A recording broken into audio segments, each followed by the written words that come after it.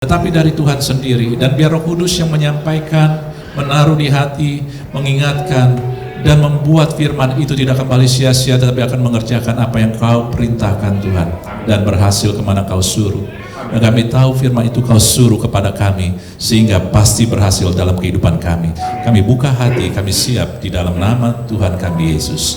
Mari kita yang siap katakan amin. Silakan duduk saudara. Saudara, ini dia, beberapa saat yang lalu Tuhan kasih kita tentang membangun hidup. Membangun hidup itu harus dimulai dengan kerendahan hati. Anda sudah lihat ya, Anda lihat dalam kerendahan hati, Anda punya ketetapan hati.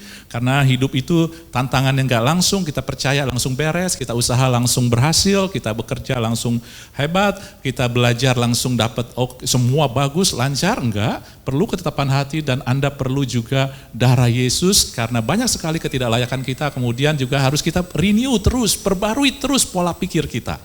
Lalu beberapa saat kemudian kita dapat tentang hero, pahlawan ya. Nah, pahlawan ini nggak boleh selfish, justru pahlawan harus melayani, bukannya dilayanin. Ya, kemudian pahlawan itu butuh versi diri Anda yang baik.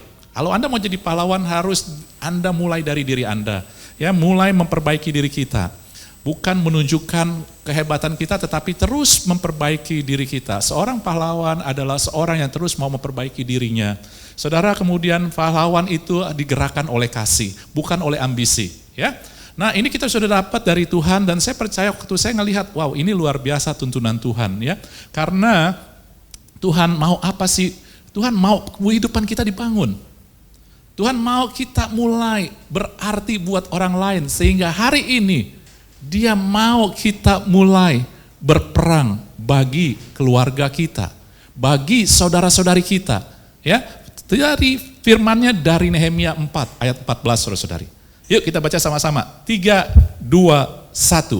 Sementara ku amati semuanya, lalu bangun berdiri dan berkata kepada para pemuka dan para penguasa dan kepada orang-orang yang lain, janganlah kamu takut terhadap mereka. Ingatlah kepada Tuhan yang maha besar dan dahsyat, dan berperanglah untuk saudara-saudaramu, untuk anak laki-laki dan anak perempuan, untuk istrimu dan rumahmu, saudara-saudari. Ya, saudara, ketika dalam Nehemia berbicara tentang membangun, saudara membangun tembok Yerusalem di mana kehadiran Allah datang, Tuhan gak pernah mau kita sendirian. Tuhan selalu mau kita membangun untuk orang lain juga, memperhatikan orang lain juga. Dalam hal ini adalah orang-orang yang dekat dengan kita, baik itu saudara-saudari kita, family kita, baik itu keluarga, anak laki, anak perempuan, orang tua, istri, suami. Walaupun ini bicara buat pria, tetapi ini bicara buat umat Tuhan, saudara-saudari. Ya, makanya dibilang hanya istri, bukan suami. Sesungguhnya ya ada pasanganmu lah ya. Anda ngerti, jangan dicerna hanya sekedar literal. Oh iya istri doang, suami nggak usah, suami saya diamin aja. Enggak, ya suami harus dibangun juga, saudara-saudari. Nah inilah makanya tadi setelah kita dituntun Tuhan membangun diri kita harus mulai dari diri kita. Kita harus mau jadi punya mentalitas pahlawan, memperbaiki diri terus. Kemudian saudara, Anda harus punya beban untuk orang lain, saudara-saudari. Karena pergumulan hidup ini, jangan anggap hanya tentang kita. Pergumulan hidup yang kita lalui ini juga bicara dengan orang-orang sekitar kita, berdampak sekali bersekitaran kita. Makanya hari ini Tuhan kasih tema berperang untuk keluargamu dan saudara-saudarimu. Nah muncul I-nya ya, saudara-saudarimu. Jadi semua, Pak saya belum berkeluarga, it's okay, kamu punya saudara-saudari. Setiap orang yang di sini semua lahir dari sebuah keluarga. Ya, jadi ini pun buat Anda semua. Oke ya. Nah, lalu apa yang Tuhan mau sampaikan di sini, saudara-saudari? Yang Tuhan mau sampaikan di sini adalah cukup unik. Nah, mungkin Anda berpikir, Pak, bagaimana? Apa yang terjadi? Keluarga saya oke-oke aja, gitu ya. Saudara saya oke-oke aja, nggak cari saya. Terus juga family saya atau rumah saya juga oke. Kalau yang punya masalah mungkin ya oke. Tapi yang ini yang buat orang yang nggak punya masalah nih, merasa tidak punya masalah. Saudara, kadang kita nggak tahu. Iblis itu pinter, ya. Saudara, orang yang nggak tahu sedang diserang, dia nggak pernah bersiap. Orang yang nggak tahu bahwa dia sedang diserang, dia nggak akan mempersiapkan segala sesuatu, ya. Oleh sebab itulah kita perlu tahu apakah kita sedang diserang apa enggak nih keluarga kita. Kalau saya bilang keluarga artinya family ya, bukan keluarga arti suami istri doang. Yang belum bersuami istri tetap aja Anda punya keluarga. Ya. Nah, tanda-tanda kita diserang sekarang ini banyak sekali. Kita harus tahu dulu, iblis tuh menyerang kita tuh banyak macam. Baik secara ekonomi. Secara ekonomi Anda itu dan saya bisa diserang, saudara-saudari. Pak, saya nggak ada masalah ekonomi saya. Saya ada kelimpahan uang, ada.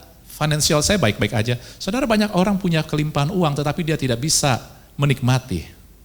Nah, itu Anda sedang diserang. Ya, bagaimana cara nggak menikmati? Anda ngiri. Orang lain lebih kaya, Anda ngiri. Orang lain punya duit, padahal Anda udah punya. Orang lain punya rumah, Anda udah punya, tapi Anda ngiri. Nah, itu Anda sedang diserang. Ya, Anda nggak bisa menikmatin. Gitu. Kalau yang nggak punya, ya itu juga Anda diserang. Tuhan mau kita berkelimpahan. Dicukupi dalam segala sesuatu. Oke ya, jadi banyak sekali. Fisik pun juga saudara-saudari. Pak, saya nggak sakit. Kalau yang sakit tahu ya, itu sedang diserang. Ya, tapi sering kali Anda nggak percaya diri. Kok saya nggak secantik dia? Gitu kan? Kok saya nggak segagah dia? Kok saya nggak setinggi dia? Kok kulit saya sih hitam? Gitu ya. Kemudian apa lagi? Ntar yang lain lagi. Oh, Pak, saya botak. Nggak apa-apa, saya masa bodoh saya. Jadi kadang-kadang itu serangan membuat kita nggak pede, kita merasa kita itu berarti buat orang kalau saya ganteng, saya cantik, saya sempurna. Kalau kita sakit memang kita juga diserang pasti. Jadi saya mau kasih tahu Anda bahwa kadang kita nggak tahu diserang, serangan dari si jahat itu membuat kita nggak efektif. Membuat kita nggak melihat kuasa yang Tuhan sudah berikan. Ataupun berkat yang Tuhan berikan. Spiritual udah Anda tahu banyak lah. Ya, spiritual ini dari ajaran palsu, dari juga hal-hal yang dari dunia sekarang. Itu luar biasa saudara-saudari. Anak-anak dibuat secara spirit, itu ke gereja itu kuno. Alkitab itu susah dimengerti. Itu out of date, udah ketinggalan zaman. Jadi sampai ketinggalan zaman Alkitabnya sudah berdebu di rumah. Tapi alasannya, enggak, saya sekarang pakai HP. Tapi HP Anda kalau Anda ngelihat, aplikasi yang jarang dibuka. Kalau sekarang kadang HP saya keluar tuh begitu, mau clear enggak? Ini HP aplikasi yang Anda jarang buka. Gitu. Jadi dia suruh hapus gitu. Ya, salah satunya aplikasi Alkitab gitu. Ya saudara, banyak sekali serangan membuat kita, ya buat apa sih ke gereja sama, bosen ya tiap minggu gitu ya. Dia lagi gitu ya. Yang ngomong dia lagi, yang nyanyi dia lagi, lagunya itu lagi. Ya ampun saudara gitu ya, itu sedang ada serangan. Kadang kita nggak tahu, kita merasa sombong. Wah, buat apa sih? Udah saya di rumah dengerin YouTube aja. Saudara, saya udah kasih tahu apa Anda sebelumnya.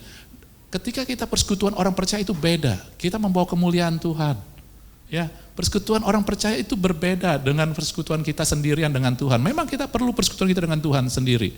Tetapi dengan keluarga Allah itu beda saudara-saudari. Ada hal yang kita juga dapat di situ.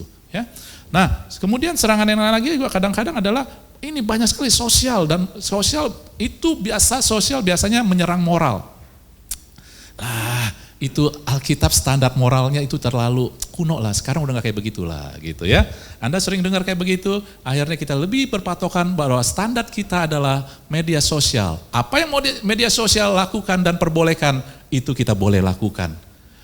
Anda gak ngelihat bahwa kita sedang dibawa gradasi moral, bahkan juga value, nilai-nilai. Nilai-nilai apa yang dianggap penting oleh firman Tuhan, kemudian diserang dengan menjadi kebiasaan yang umum yang sudah diterima. LGBT, nggak ada masalah lah, gitu saudara-saudari ya. Terus nonton pornografi, nggak ada masalah lah, ya. Terus pakai baju yang menggoda orang, nggak ada masalah lah, gitu ya. Ini badan saya, mata lu yang salah yang ngelihat. Gitu ya, gitu saudara. Sedangkan di Tuhan udah bilang, berperanglah bagi saudaramu. Jangan bikin saudaramu jatuh gitu ya. Emang baju kamu, badan kamu, tapi mata saudaramu yang bisa jatuh gitu. Oke? Ya. Nah, saudara, banyak sekali yang akhirnya kita ini sedang diserang oleh Serangan-serangan ini bentuknya kayak begini saudara ya. Ini kira-kira ada beberapa macam serangan. Kemudian Pak, bagaimana tanda keluarga saya diserang gitu ya. Kita harus lihat dulu, saya hanya mau kasih unjuk bahwa tidak ada daripada kita yang tidak diserang. Walaupun Anda nggak punya masalah mungkin. Contoh, saya akan ngelihat hanya beberapa yang diambil dari kitab Nehemia, tapi saya nggak pakai nih supaya enak. Anda kalau kebanyakan Alkitab baca juga pusing kan? Nanti kalau mau Anda supaya Anda lebih nangkep, lebih luas lagi, Anda baca kitab Nehemia karena Nehemia berbicara membangun. Ya, siapa yang sudah tahu kitab Nehemia? Ya, amin. Udah setengah tiang boleh, artinya setengah tahu ya. Nehemia berbicara tentang membangun tembok Yerusalem. Dan Nehemia nggak bangun sendiri, dia bangun ajak orang-orang semua yang ada di Yerusalem, penduduk Yerusalem. Kemudian ada serangan. Ini bukan berbicara tentang tembok Yerusalem saja, membangun hidup dan membangun keluarga, ya orang-orang family di sekitar kita. Nah saudara-saudari, disitulah kalau nanti Anda ngelihat ini semua ada di dalam kitab Nehemia. Pertama, tanda keluarga kita diserang, ini ya, kita sedang diserang. Bukan satu, ini ada beberapa aja yang mewakili. Tidak memiliki tujuan. Anda menjalani kehidupan keluarga Anda, family Anda, ya jalanin aja. Tanpa tujuan. Tanpa tujuan. Ini nomor 1, serangan yang paling banyak. Kita berkeluarga, ya udah berkeluarga aja. Sekarang kita udah punya anak istri, ya jalanin aja. Saudara, Anda dan saya sedang diserang. Kita tidak tahu bahwa setiap anak Tuhan, setiap keluarga yang dibentuk Tuhan memiliki tujuan. Nehemia ketika dia memulai sesuatu, pembangunan tembok, dia dikasih oleh Tuhan di hatinya suatu semangat beban untuk membangun tembok Yerusalem. Dan dia simpan, dan setiap hal yang dia lakukan baik sendiri maupun berkelompok bersama dengan umat yang lain, tujuannya adalah tujuan yang dari Tuhan itu. Saudara, kita nggak sadar kita sedang diserang. Kalau Anda dalam keluarga nggak tahu dan nggak mau cari tahu, Tuhan tujuan engkau buat keluarga ini apa? Karena ketika kita mulai nggak tahu, kita mulai kecewa. Karena kita mulai banding-bandingkan dengan orang lain. Tujuan Tuhan buat setiap keluarga berbeda. Anda nggak perlu sama. Maka yang Tuhan berikan juga berbeda. Ketika kita nggak tahu tujuan, lalu Anda mulai banding-bandingkan. Tuh keluarga itu kasih anaknya kok baik-baik ya, anak saya setengah mati. Oh di keluarga itu anaknya pinter-pinter, anak saya setengah mati. Akhirnya Anda mulai bandingkan. Saudara, Anda tahu nggak banyak orang yang dipakai Tuhan, waktu masa kecilnya itu bandel, nilainya jelek-jelek, tetapi kemudian Tuhan bisa pakai. Tetapi melalui proses pengalaman itu, karena Tuhan punya tujuan buat dia, buat melayani orang-orang yang seperti kayak begitu, buat yang lain. Kalau dia nggak tahu, keluarga ini nggak tahu bahwa Tuhan punya tujuan, selalu dia banding-bandingkan, akhirnya mulai kecewa, buat apalah ke gereja, udah doa nggak dapet, buat apalah, udah susah-susah, dapetnya orang lain lebih baik. Saudara kayak begitu, ya. Sebab itu kita harus tahu tujuan, tanya Tuhan, Tuhan pasti. Saudara, Anda ada di muka bumi bukan suatu kebetulan, tetapi suatu rancangan, rencana Tuhan. Amin. Enggak perlu terangin. Kita dulu udah lama sekali purpose driven life. Ya, Rick Warren itu luar biasa, meledak di dunia karena banyak orang tertemplak benar. Saya itu bukan kebetulan ada di dunia ini. Walaupun saya lahir, bagaimana caranya bukan kebetulan. Bagaimana saya, bentuk badan saya, wajah saya, intelektual saya, bukan suatu kebetulan. Tapi Tuhan punya rancangan rencana. Yang menjadi masalah adalah kita nggak mau tahu. Hanya mau banding-bandingkan, mau jadi kayak orang lain. Dan dunia sedang kayak begini saudara. Apa yang digembar-gemborkan oleh medsos adalah selebriti dan akhirnya anak-anak mau seperti dia. Mau seperti dia, akhirnya mulailah kalau di luar bisa sampai operasi, supaya mirip kayak dia. Anda kacau kita saudara-saudara. Anda adalah unik, Alkitab bilang unik, nggak ada yang sama. Anda membawa tujuan Tuhan, nggak perlu jangan mau sama kayak yang di medsos. Anda lebih baik daripada mereka, karena Anda membawa tujuan Tuhan yang luar biasa. Ya, Petrus katakan bahwa kita ini untuk memberitakan perbuatan Tuhan yang ajaib. Anda bukan untuk mengumbar seksualitas, bukan itu. Mengumbar kekayaan, bukan itu. Tapi memberitakan perbuatan Tuhan yang ajaib, saudari. Amin? Nah, cari tahu, saudari. Cari tahu bagaimana Anda mulai ngelihat bahwa segala sesuatu yang pada Anda bukan suatu kebetulan. Kalau Anda punya istri yang cerewet, bukan suatu kebetulan. Tuhan punya rencana. Karena Anda itu kadang bebal. Harusnya dibilangin terus gitu ya. Anda punya suami yang kayaknya juga bagaimana? Suami bagaimana? Saya sukar untuk mengkritik sendiri. Bagaimana? Anda punya suami yang bagaimana? Suami yang keras kepala, ya mungkin gak ada masalah gitu ya. Dia itu punya tujuan buat Tuhan, karena kalau suami gak keras kepala nanti dia peletot-peletot berubah-berubah terus gitu ya. Biarin aja dia punya keras kepala gitu, sampai kejedok nanti baru dia berasa. Udah ya, intinya begini saudara, Anda punya anak yang bagaimana? Anda harus percaya mereka membawa tujuan Tuhan. Setiap anak Anda luar biasa. Kalau anak Anda rendah diri, artinya keluarga ini sedang diserang. Anda harus mulai bawa kepada tujuan, bawa kepada Tuhan saudari. Banyak sekali ya. Mungkin Anda tanya, Bapak tahu tujuan keluarga saya apa? Tahu, saya tahu. Walaupun anak-anak saya mungkin gak tahu. Ya. Tapi kami berdua sama istri saya tahu. Kapan Tuhan kasih tahu? Dulu, waktu suatu ketika dalam keadaan susah, saya dalam keadaan yang tertekan susah, lalu adain retret pribadi, retret keluarga pribadi. Nah Tuhan kasih. Kemudian susah kayaknya, mana mungkin Tuhan tujuannya kayak begitu. Kadang-kadang sepertinya bertentangan dengan keadaan. Hilang bertahun-tahun saudara-saudari. Tapi kemudian muncul lagi, Tuhan kasih unjuk lagi. Saudara, yang penting Anda harus tahu dulu bahwa saya mempunyai tujuan. Kalau tahu maka Anda cari. Kalau Anda cari maka Tuhan bilang katakan Anda mendapatkan. Yang masalah adalah Anda nggak tahu, jadi nggak pernah cari. Anda nggak tahu bahwa itu hilang, Anda nggak pernah cari, saudara.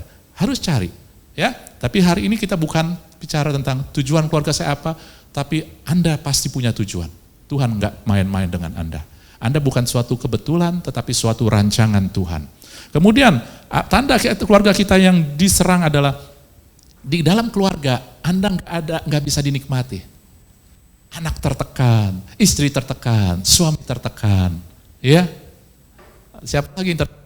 Pembantu tertekan, ya. Anjing Anda tertekan, sampai dia anjingnya jadi liar, satsit gitu, pipis di mana-mana, itu di mana.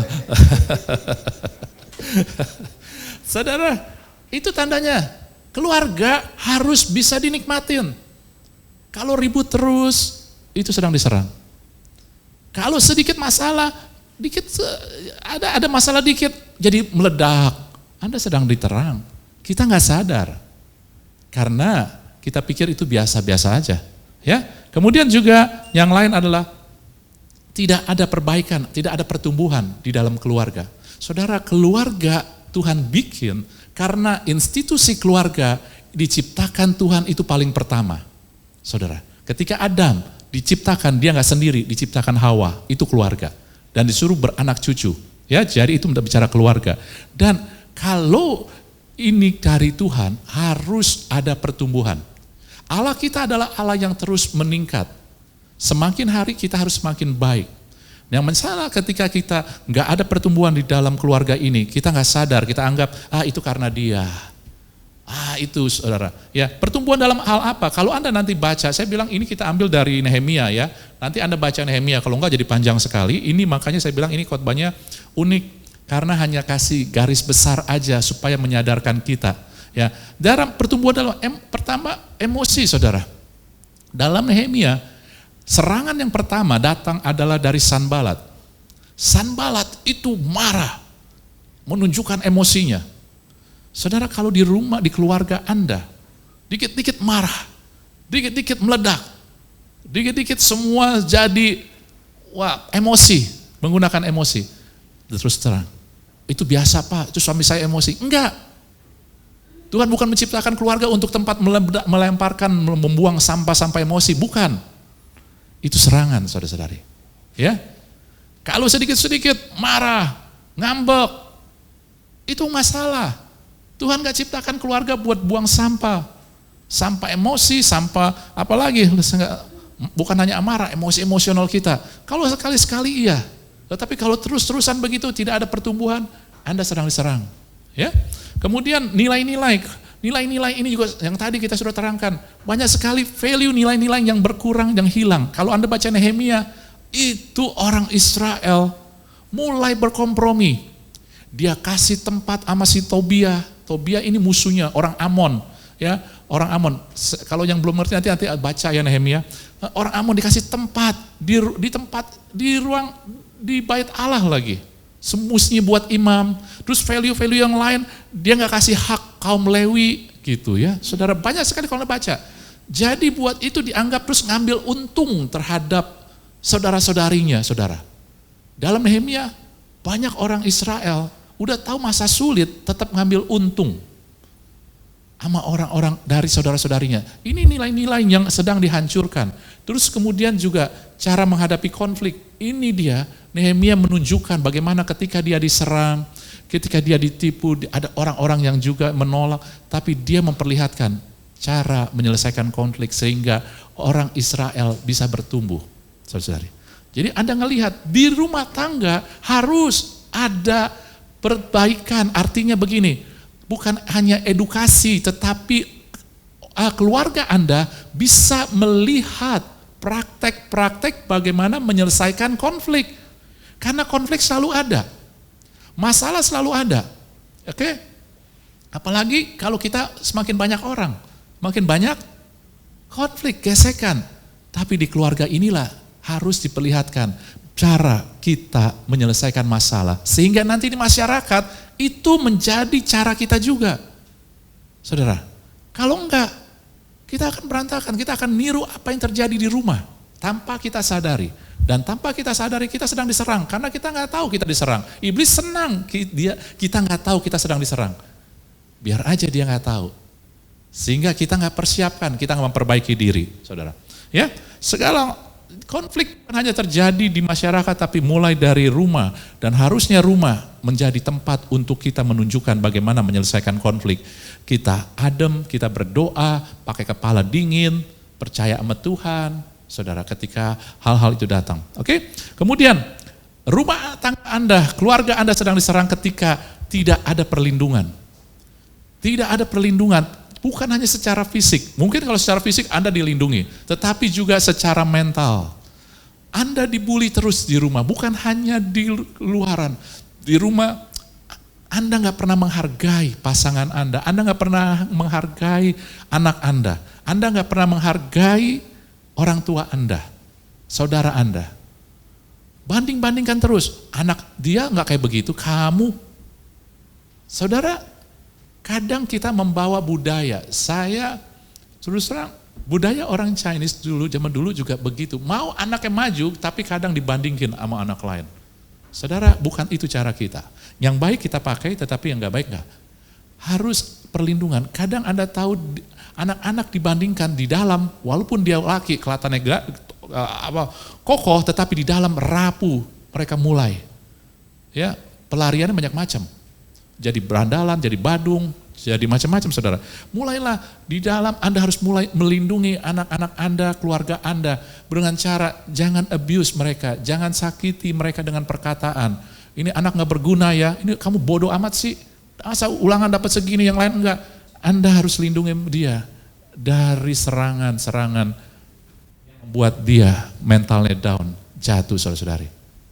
Enggak gampang, tapi kadang kita nggak sadar, kita terbawa emosi, udah biasa Pak. Kita sama keluarga kayak begini udah biasa, gitu ya. Jangan, kita keluarga Tuhan, bukannya biasa-biasa. Kita nggak pakai biasa ya. Kemudian dalam keluarga itu harus diterima, yang tadi harus diterima apa adanya. Anda nggak perlu banding-bandingkan, contoh diterima apa adanya, Anda nggak pernah bandingkan, Anda nggak pernah menyesal punya pasangan hidup yang Anda miliki sekarang. Anda nggak pernah menyesal punya anak yang Anda miliki sekarang. Anda nggak pernah menyesal punya orang tua. yang Anda miliki sekarang, Anda nggak pernah menyesal sama saudara, kakak, adik yang Tuhan pertemukan. Anda nggak pernah menyesal. Anda bangga. Itulah perlindungan. Anda pikir perlindungan hanya fisik? Bukan. Lebih banyak perlindungan yang dibutuhkan adalah mental, ya, jiwa kita. Ya. Lalu Anda tahu di keluarga, kalau keluarga itu nggak pernah bisa curhat, itu sedang bermasalah. Masing-masing nyimpen masalah sendiri. Karena di keluarga harusnya dia merasa dilindungi, sehingga dia bisa kalau ada pergumulan dia curhat karena dia didukung. Amin saudara. Apakah kita mengalami ini? Saya percaya kita semua mengalami. Artinya kita sedang diserang, saudara-saudari. Nah, kalau kita udah tahu kita diserang, saudara, nah bagaimana dong kita harus hadapinya? Gitu, ya. Saudara, nah ini dia. Tuhan nggak kasih poin, tapi Tuhan kasih caranya. Nanti Anda bergumul sendiri dengan Roh Kudus, karena tiap orang bisa berbeda. Anda harus andalkan Roh Kudus. Di dalam firman Tuhan, ya, dalam firman Tuhan, ini kebenaran firman Tuhan. Efesus 6 ayat 10 sampai 13, saudara-saudari, ya. Dibaca begini. Yuk kita baca sama-sama supaya Anda juga semangat. 1, 2, 3. Akhirnya hendaklah kamu kuat di dalam Tuhan, di dalam kekuatan kuasanya. Kenakanlah seluruh perlengkapan senjata Allah supaya kamu dapat bertahan melawan tipu muslihat iblis. Karena perjuangan kita bukanlah melawan darah dan daging, tapi melawan pemerintah-pemerintah dan melawan penguasa-penguasa, melawan penghulu-penghulu dunia yang gelap ini, melawan roh-roh jahat di udara. Saudara, kita ini kadang-kadang kita termasuk golongan orang karismatik.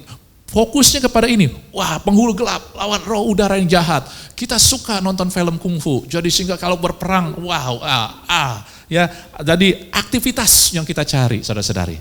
Ya, tetapi Anda ngelihat di sini, ya, Tuhan kasih unjuk cara melihatnya, bahwa yang ditekankan di sini, Anda sedang melawan apa? Tipu muslihat. Kalau tipu muslihat yang paling licik adalah Anda nggak tahu sedang ditipu. Benar nggak? Anda dagang, Anda usaha, kalau penipu yang paling ulung, Anda nggak tahu Anda sedang ditipu. Ya itu dia. Iblis ini penipu paling ulung.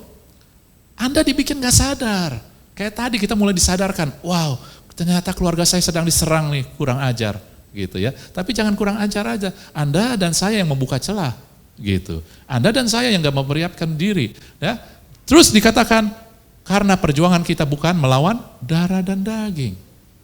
Itu yang pertama, dan Anda sudah tahu prinsip ini. Ya. Nah prinsip pertama adalah cara yang lihat pertama, masalahnya bukannya pasangan hidup Anda. Masalahnya bukannya orang tua Anda, masalahnya bukan anak Anda, masalahnya bukan saudara-saudari Anda. Anda harus tahu, mereka yang mungkin melakukan yang licik, yang jahat sama Anda. Tapi bukan mereka, tetapi kuasa yang menipu mereka. Kuasa muslihat yang menipu mereka, saudara-saudari. Hari-hari ini banyak sekali kita jadi pahit sama saudara kita. Kita kecewa sama orang tua kita kecewa sama anak kita. Sehingga akhirnya hubungan kita jadi retak, renggang. Gua gak mau ngomong, gitu ya. Padahal mereka sedang ditipu. Kalau dia berlaku yang gak benar sama Anda, karena dia tertipu saudara, sedang ditipu. Iblis memakai mereka untuk menipu Anda, ya, melukai Anda. Kalau Anda gak tahu bahwa dia sedang, misalkan begini, kalau Anda naik kereta, Anda kalau sudah tahu bahwa pencopet sedang mengarahkan kepada tas Anda, yang Anda bawa gitu ya, kalau misalkan cewek bawa tas gitu ya, Anda pasti siapin dong supaya tas Anda itu di depan Anda gitu ya, jadi nggak bisa tercuri gitu. Nah kalau yang kayak begitu itu penipu yang bodoh, tapi iblis nggak mau Anda tahu, dia membuat Anda alih. Kalau penipu yang pintar, dia pikir dia mau mengambil ataupun mau bongkar, mau mencopet tas apa yang ditopas di tas Anda, sehingga Anda lindungin tas, nggak tahu kantong Anda yang diambil. Ya, nah iblis begitu, iblis membuat kita berpikir dia yang jahat, dia yang bermasalah, sehingga kita selalu pahit hati sama tuh orang, kita selalu punya resentment, kita punya selalu, aduh kalau nggak sama dia gua enak dah. Kita selalu menghindar akhirnya. Ternyata iblis mencuri damai sejahtera kita. Ternyata iblis mengambil sukacita kita. Di dalam keluarga besar kita nggak bisa nikmati, saudara-saudari. Amin ya? Nah, oleh sebab itulah dia mencuri. Kemudian saudara-saudari, yang kedua yang harus kita mulai sadari dalam kebenaran firman Tuhan, dikatakan apa? Ya, dikatakan yang merah, baca. Siapa yang disuruh kenakan? Kita. Anda udah pinter jawabnya, tapi prakteknya dong. Prakteknya mulai dari kita. Kenapa Anda suruh orang lain? Dia yang harus berubah dulu. Dia yang harus minta maaf dulu. Tuhan bilang, kenakanlah seluruh perlengkapan senjata Allah. Nanti kalau Anda ngelihat perlengkapan senjata Allah, termasuk firman Tuhan suruh ampuni. Kenapa harus dia dulu yang minta maaf? Gitu. Kenapa harus dia dulu yang berubah? Anda mau dia yang kenakan dulu, bukannya kita. Firman Tuhan suruh, kenakanlah seluruh perlengkapan Allah. Itu kepada kita.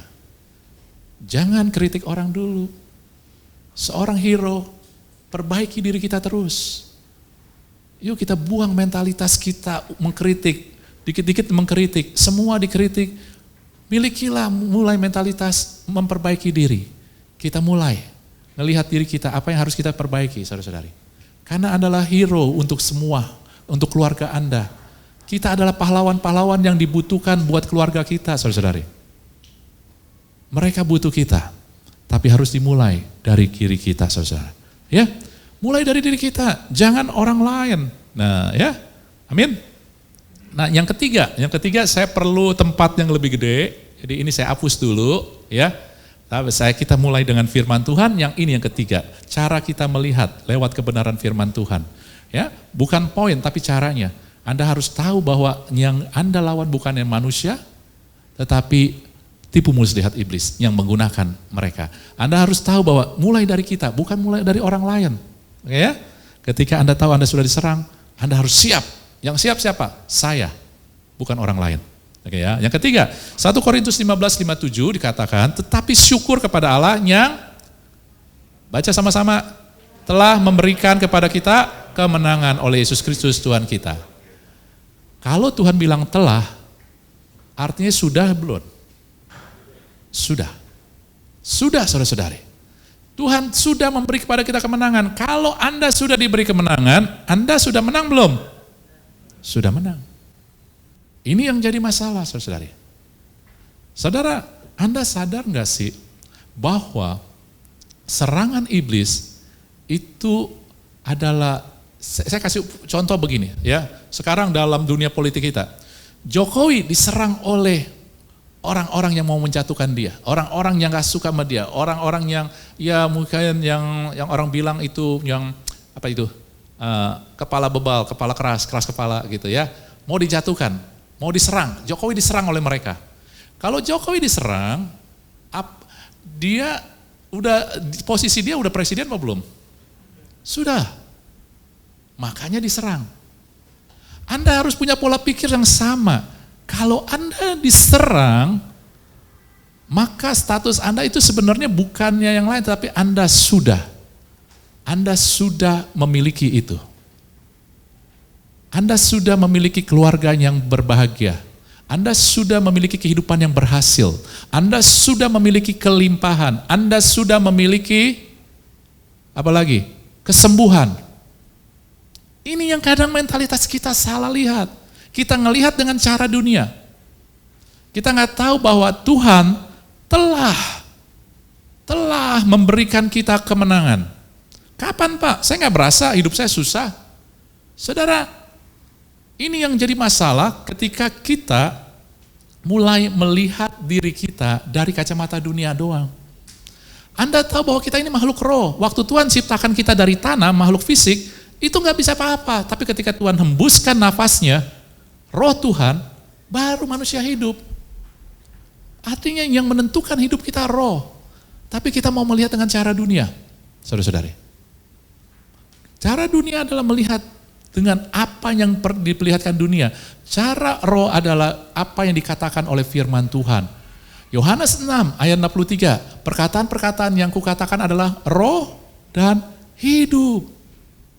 Jadi firman Tuhan untuk roh. Keadaan Anda adalah sesuai dengan apa yang diperlihatkan oleh firman Tuhan. Hari-hari ini kita hanya melihat dengan apa yang diperlihatkan oleh dunia, akhirnya kembali kita izinkan diri kita diserang. Saudara, kalau saya sudah menang Pak, kapan? Anda tahu kapan Anda menang? Firman Tuhan bilang, Roma 6 ayat 5, sebab jika kita telah menjadi satu dengan apa yang sama dengan kematiannya, Anda sudah belum sama dengan kematiannya? Kapan? Waktu dibaptis, waktu kita terima Yesus. Gitu dia saudara. Seketika Anda terima Yesus, Anda dibaptis, Anda mati bersama Yesus, lalu kita juga menjadi satu sama dengan kebangkitannya. Saudara, kematian Yesus bukan kemenangan. Kematian Yesus adalah membayar harga dari dosa kita. Tetapi kebangkitan Yesus itulah kemenangan. Maut tidak berkuasa. Maut itu dikatakan dalam Alkitab, firman Tuhan, itu musuh yang paling utama, yang paling tinggi levelnya. Kalau Anda suka main game, itu level yang paling tinggi, nggak ada yang level paling tinggi lagi. Sudah Anda kalahkan, jadi yang di bawah-bawahnya, Anda sudah kalahkan belum? Sudah. Ayo dong yang main game. Ya, kalau Anda, Alkitab bilang, 1 Korintus bilang kan gitu, musuh yang paling utama itu maut sudah dikalahkan. Hai maut, di manakah sengatmu gitu lah. Udah dikalahkan sama Tuhan dengan Yesus bangkit, itu musuh tingkat paling tertinggi. Jadi tingkat yang bawahnya sudah juga dikalahkan. Maut sudah dikalahkan, sakit penyakit sudah belum? Sudah. Kegagalan Anda sudah belum? Sudah. Karena itu level yang di bawah. Yang paling tinggi itu maut. Yesus bangkit. Jadi jangan pikir, Pak Yesus bangkit kan hanya untuk kebangkitan doang. Salah. Maut yang dikalahkan. Ini peperangan. Anda harus ngelihat, maut yang dikalahkan itu level paling tinggi. Jadi yang di bawah-bawah cecereknya itu juga kalah. Gitu. Ya. Baru Anda lihat, kalau Anda nggak ngelihat, nggak percaya, nggak ngelihat ini, Anda jadi nggak berhidup di dalam kemenangan Tuhan. Tuhan udah kasih kemenangan ini loh, telah memberikan kepada kita kemenangan oleh Yesus Kristus dengan mati dan bangkitnya. Kematian dia bukannya kemenangan, kematian dia menebus kita, tapi kebangkitan dia adalah kemenangan dan dia berikan. Jadi satu, kita satu sama dia dalam kebangkitannya. Dalam kemenangannya.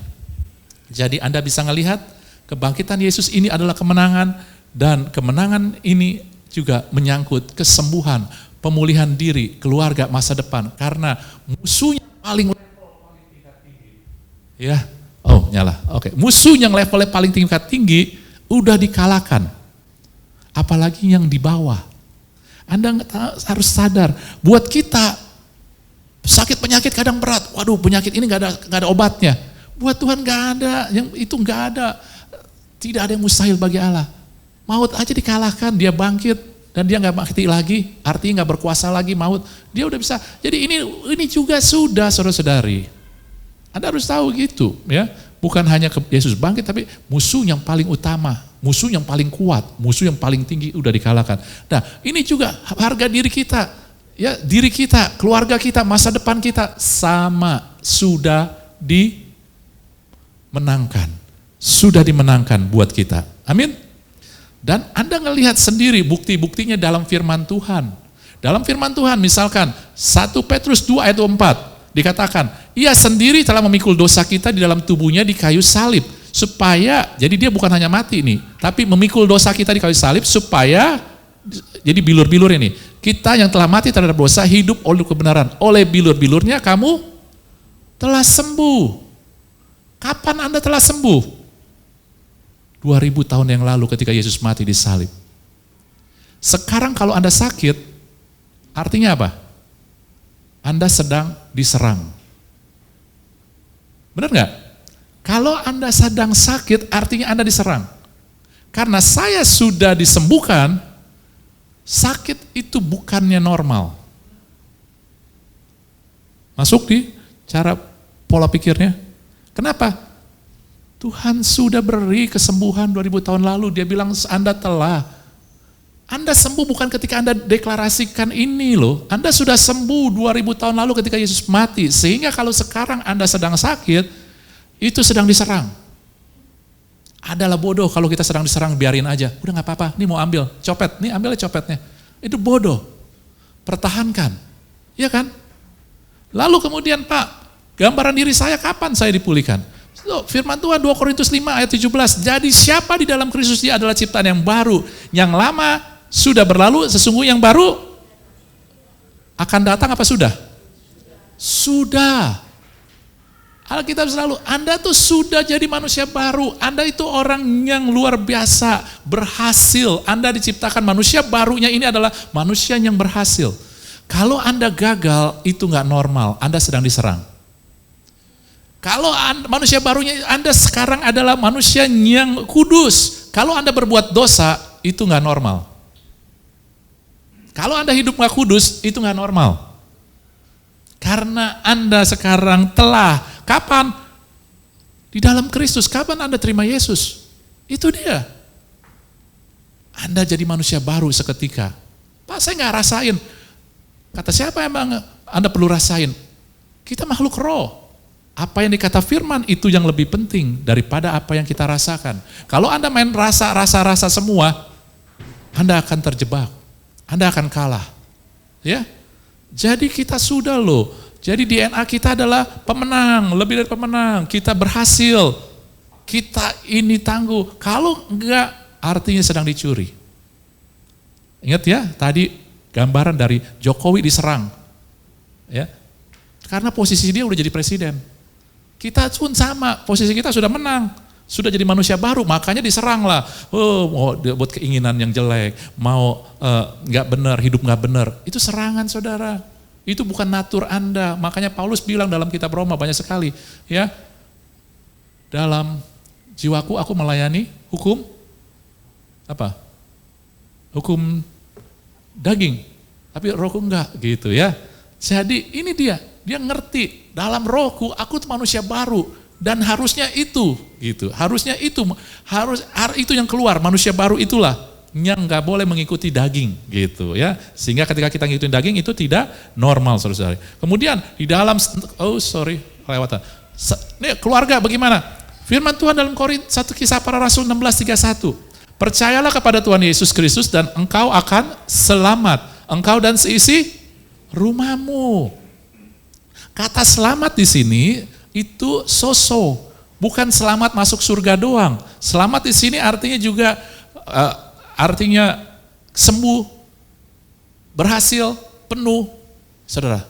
Ya, jadi ketika kita percaya Yesus, memang percayanya pribadi sendiri, tetapi Tuhan sudah bayar juga buat keluarga. Engkau dan seisi rumahmu. Buat apa firman tulis kalau enggak terjadi? Engkau dan seisi rumahmu, jadi keluargamu. Bukan tentang keselamatan juga. Kalau keluarga Anda, salah satu anggota keluarga Anda jadi nggak beres, berarti dia sedang diserang. Sedang diserang. Kenapa? Karena saya orang percaya, maka seisi anggota keluarga rumah saya pasti pun diselamatkan. Diselamatkan bukan hanya jadi orang percaya, ya. Kalau Anda harus tahu, kita sudah berkali-kali. Ini kata Yunani soso. Soso itu bukannya hanya sekedar masuk surga, diselamatkan masuk surga, tetapi juga kesembuhan, ya, berhasil, kelimpahan, itu dia, ya. Kebahagiaan. Ini jadi Anda sudah, kalau keluarga Anda ada yang bermasalah, Anda harus tahu itu sedang diserang. Karena yang normal adalah keluarga saya diselamatkan. Yang normal karena Tuhan sudah menang. Lalu masa depan Anda, ya banyak lagi lah. Anda baca Roma 8 misalkan juga. Kalau Yesus sudah mati buat kita, kalau anaknya saja sudah diberikan kepada kita, apalagi yang Tuhan tahan dari kita. Kalau Yesus anaknya, anak Allah aja diberikan bagi kita, masa Tuhan gak berikan masa depan buat kita? Yeremia katakan ya, aku tahu rancangan-rancanganku yang ada untukmu. Rancangan masa depan penuh harapan, bukan kecelakaan. Tuhan punya dan dia mati untuk itu dia bayar. buat masa depan Anda. Kalau hari-hari ini ada serangan dalam hidup kita, aduh bagaimana ya nanti ya, ke depan bagaimana ya, tambah susah nih, hidup tambah susah, keadaan tambah susah, anak saya bagaimana ya ke depan, Anda sedang diserang. Anda harus tahu, masa depan saya terjamin di dalam Yesus. Kalau ada serangan, awan kelabu, aduh bagaimana hidup susah, ekonomi makin susah nih, itu artinya Anda sedang diserang. Amin. Karena yang normal adalah saya tahu apa yang Tuhan sediakan ke depan buat saya. Masa depan penuh harapan. Anak-anak Tuhan harus tahu. Jangan pikir, aduh bagaimana ya nanti ya. Kalau saya menikah, nanti anak saya makan apa ya? Makan apa? Makan apa? Anak Anda manusia kan? Ya makannya makan nasi, lauk pauk gitu ya. Makan apa gitu ya. Anda percaya Tuhan punya masa depan buat saya. Kalau saya diizinkan punya anak, Tuhan artinya bukan suatu kebetulan. Tuhan itu titipkan dan dia pelihara. Amin.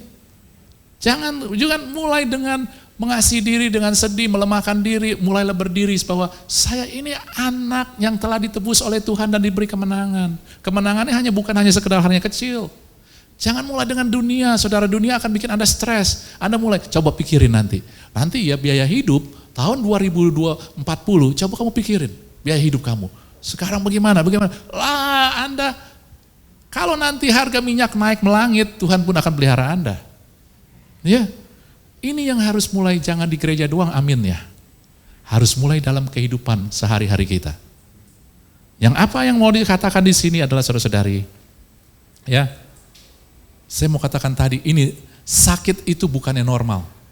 Sakit itu buat kita yang sudah ditebus Tuhan, diberi kemenangan, adalah gak normal. Jangan mau terima, aduh ini saya gak enak ya, aduh jangan-jangan nih, kanker nih. Jangan digembangkan. Saya sehat.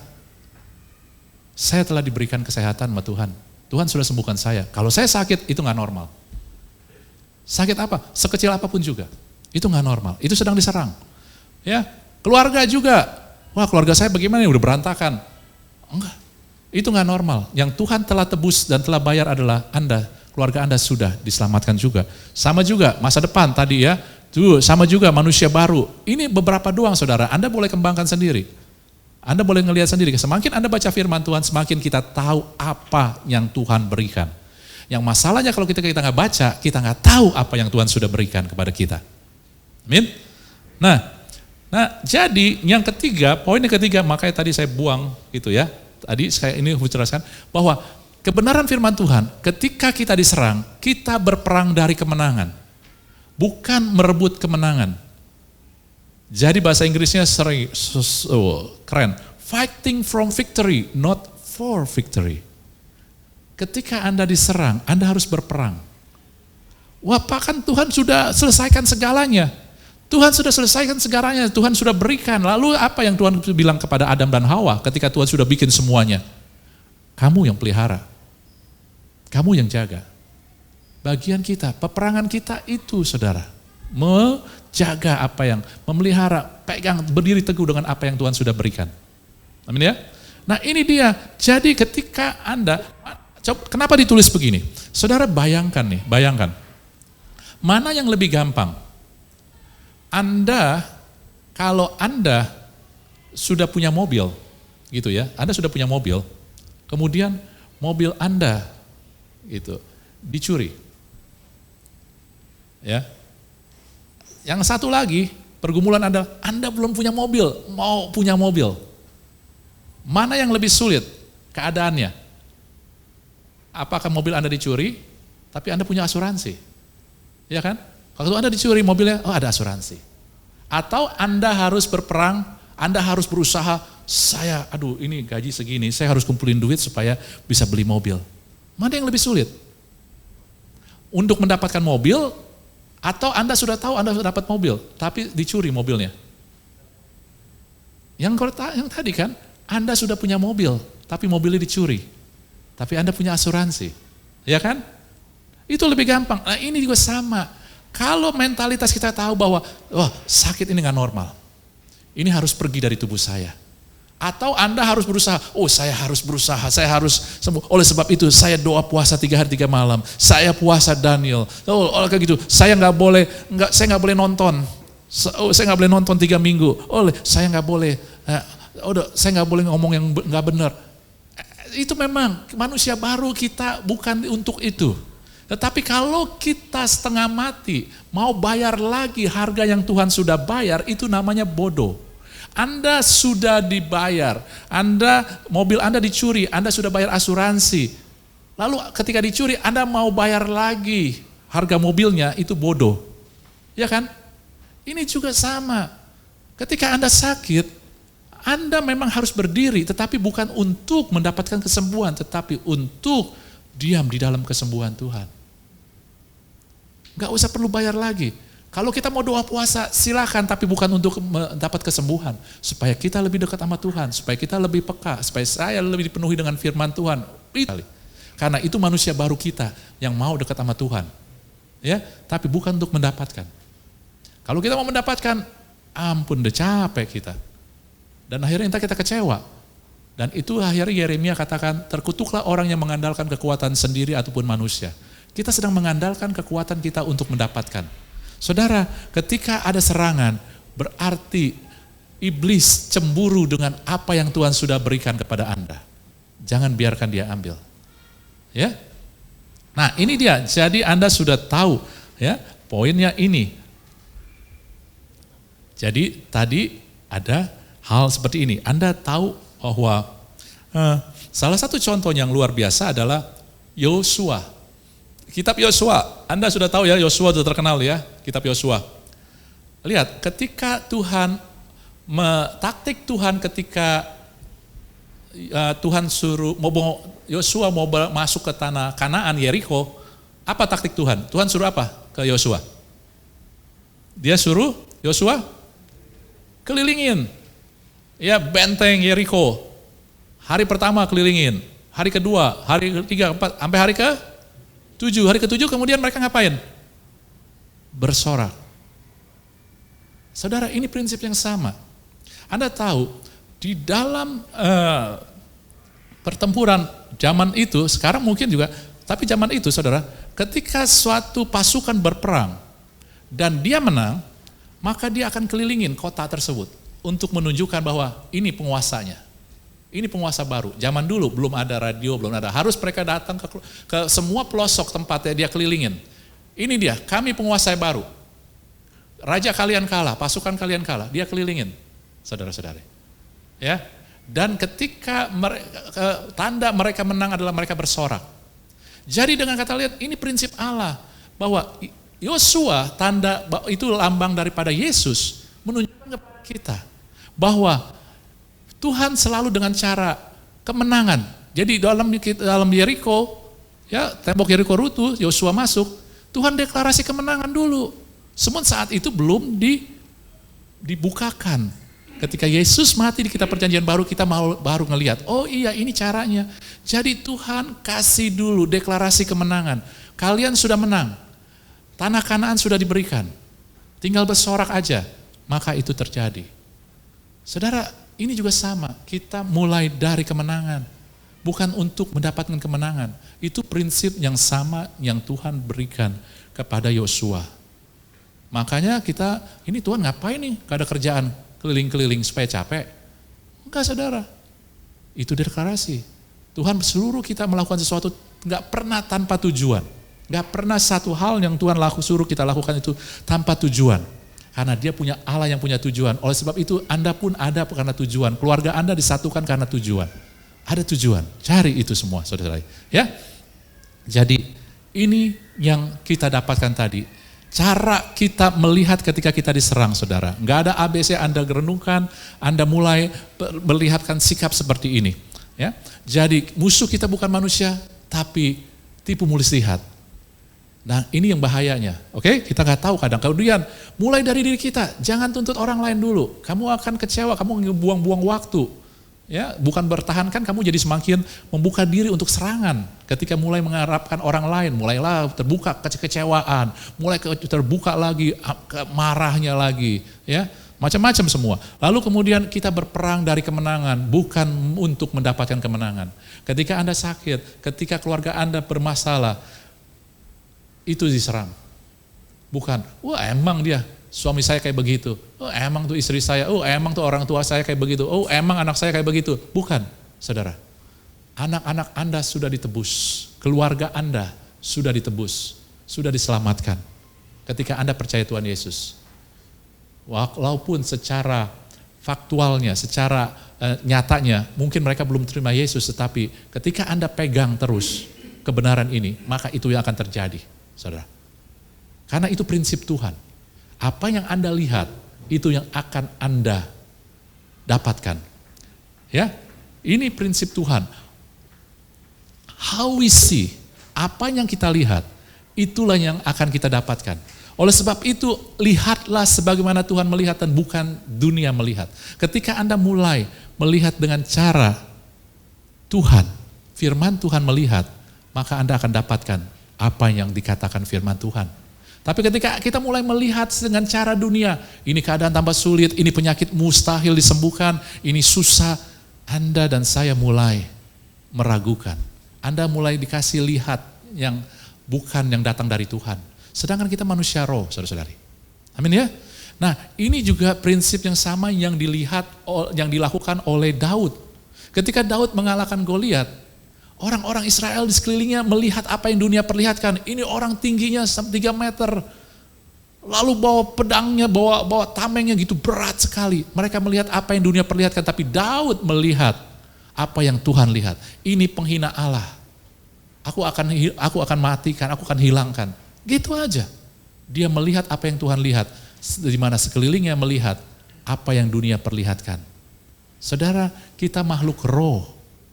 Lihatlah berdasarkan roh. Berdasarkan roh bukannya artinya Anda mulai ngeroh-ngeroh, bukan. Firman Tuhan. Ini firman Tuhan ada di sini, ya. Firman Tuhan, saudara, ya. Firman Tuhan adalah roh. Lihatlah sesuai yang firman Tuhan katakan. Kita ini di dunia, tinggal di dunia, tapi kita bukan berasal dari dunia. Anda adalah anak-anak Allah. Kita makhluk roh, utusan Tuhan. Jangan mulai samakan diri kita dengan orang-orang dunia. Anda berbeda. Ketika Anda menyamakan diri, maka Anda nggak ngelihat kuasanya. Anda nggak tahu itu. Ya. Nah, oleh sebab itulah cara kita melihat harus berdasarkan siapa kita, berdasarkan firman. Anda nangkep nggak? Ya. Beberapa waktu yang lalu saya naik pesawat cukup lama, jadi bosan ya udahlah aku tak-atik sana sini. Nah di pesawat biasanya ada flight data, jadi data penerbangan. Jadi ada kamera, ada gambar gitu ya, ada gambar langsung ada penerbangan. Di situ ditulis ketinggian Anda ada berapa ribu kaki gitu ya. Ketinggian Anda ada 8.000 kaki. Kecepatan Anda segini. Anda sedang ada di Atlantic Ocean. Anda sedang di kepulauan apa gitu. Saya nggak bisa ngelihat karena saya ada di dalam pesawat.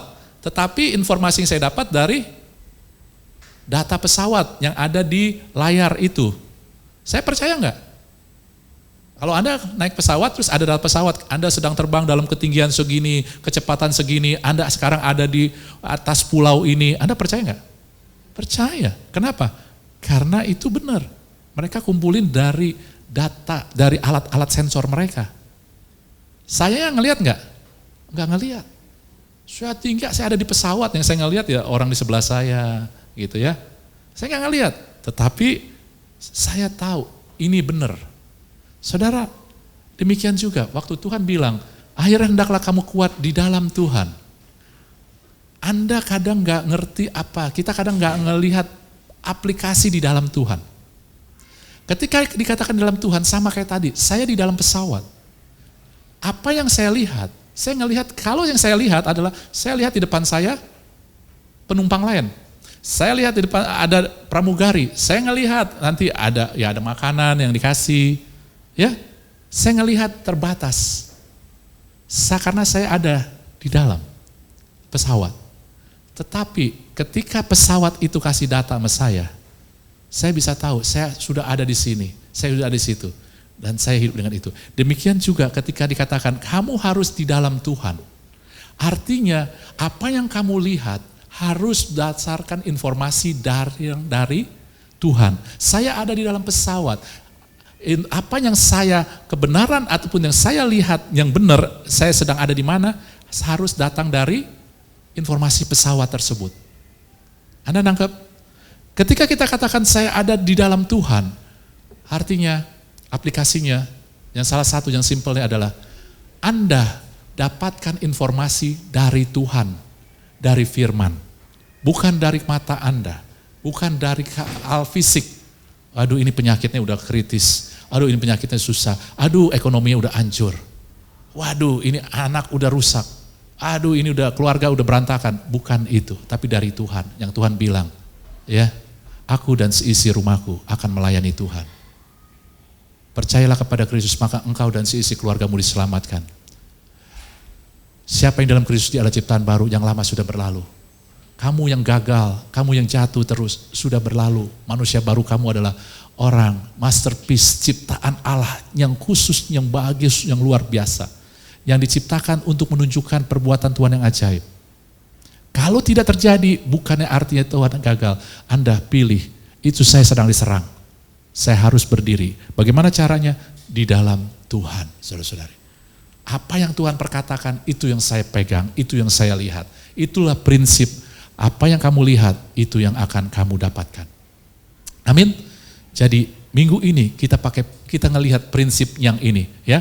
Ketika berperang bagi keluarga, saudara-saudari kita, gunakanlah prinsip apa yang kita lihat. Dan lihatlah apa yang Tuhan perlihatkan, firman Tuhan perlihatkan. Ya, lalu ada prinsip lagi yang lain, kita nggak bahas, tetapi Anda hanya perlu tahu, nanti Anda sendiri tahu. Prinsip yang kedua adalah what we expect, apa yang kita harapkan. Harapkanlah apa yang Tuhan janjikan. Sepakat dan harapkan apa yang firman Tuhan janjikan. Bukan yang dunia perlihatkan. Ya, jadi dua ini aja ketika Anda sedang berperang, pakai prinsip ini. Ini hanya tuntunan, bukannya ABC, tetapi ini tuntunan. Tuntunan yang umum, yang kadang kita lewatkan, yang kadang kita enggak perhatikan, yang kadang kita enggak tahu cara gunakannya, saudara-saudari. Amin ya. Jadi ini how we see, prinsip apa yang kita lihat ini. Lihat sebagaimana Tuhan lihat, bukan yang dunia, bukan yang iblis perlihatkan, lalu sepakat harapkan apa yang firman Tuhan janjikan. Sebab apa yang Tuhan janjikan akan Tuhan genapi di muka bumi segera dan sempurna, saudara-saudara. Amin. Itu yang Tuhan janjikan kepada kita. Anda nangkap semua? Ya. Lalu kalau ini Anda mau harapkan apa yang Tuhan harapkan, Anda lihat firman, baca firman, janji-janji Tuhan. Janji-janji Tuhan ada ribuan. Ya. Bukannya, kalau kita kasih ini hanya 1-2. Bukan hanya itu, banyak sekali saudara-saudari. Baca itu. Jadi Anda akan melihat bahwa Anda itu sudah menang. Kalau keadaan jadi nggak beres sekarang, bukan berarti keadaan Anda kacau. Anda sedang diserang. Cara diserang adalah berdiri di dalam Tuhan. Anda terus melihat di dalam Tuhan. Amin, nanti Tuhan akan tuntun Anda untuk melakukan apa. Hendak menganan, hendak mengiri, Tuhan akan kasih hikmat bagi Anda. Karena Anda berdalam Tuhan. Anda nggak pakai cara dunia.